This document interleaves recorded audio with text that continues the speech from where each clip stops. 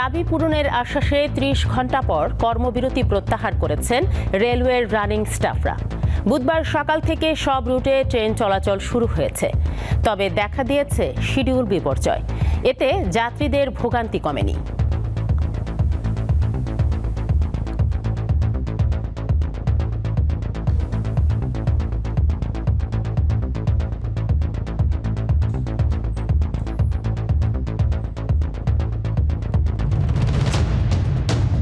শিক্ষার্থী শ্রমিক দ্বন্দ্বে বরিশালের ১৯টি রুটে বাস চলাচল বন্ধ। মঙ্গলবার বিএম কলেজের শিক্ষার্থীদের সঙ্গে পরিবহন শ্রমিকদের সংঘর্ষের পর বুধবার সকাল থেকে অনির্দিষ্টকালের জন্য পরিবহন ধর্মঘট ডাকা হয়। এতে ভোগান্তিতে পড়েছেন কুয়াকাটায় যাওয়া পর্যটক সহ দক্ষিণাঞ্চলের অসংখ্য মানুষ।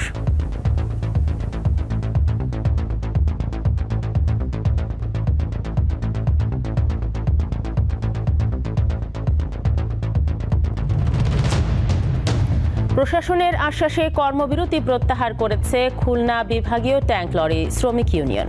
বুধবার সকাল থেকে পদ্মা, মেঘনা ও যমুনার ডিপো থেকে তেল উত্তোলন ও সরবরাহ শুরু হয়েছে, ফলে বিভিন্ন পাম্পের তেল সংকট কাটতে শুরু করেছে।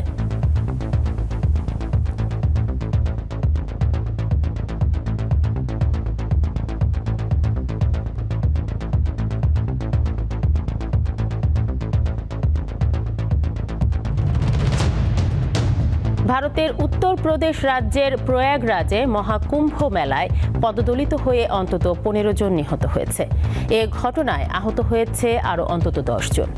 এবার কুম্ভ মেলায় অংশ নেন ১৪,৮০,০০,০০০ পুণ্যার্থী।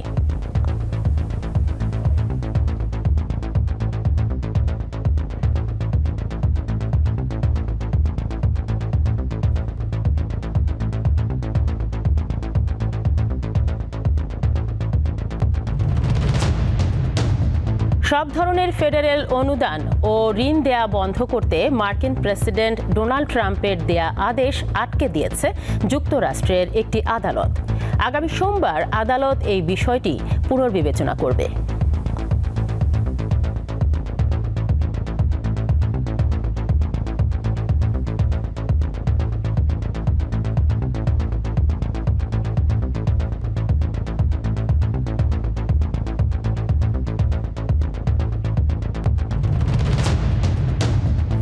উয়েফা চ্যাম্পিয়ন্স লিগের রাউন্ড রবিন লিগের শেষ লড়াইয়ে রাতে মাঠে নামবে সবগুলো দল।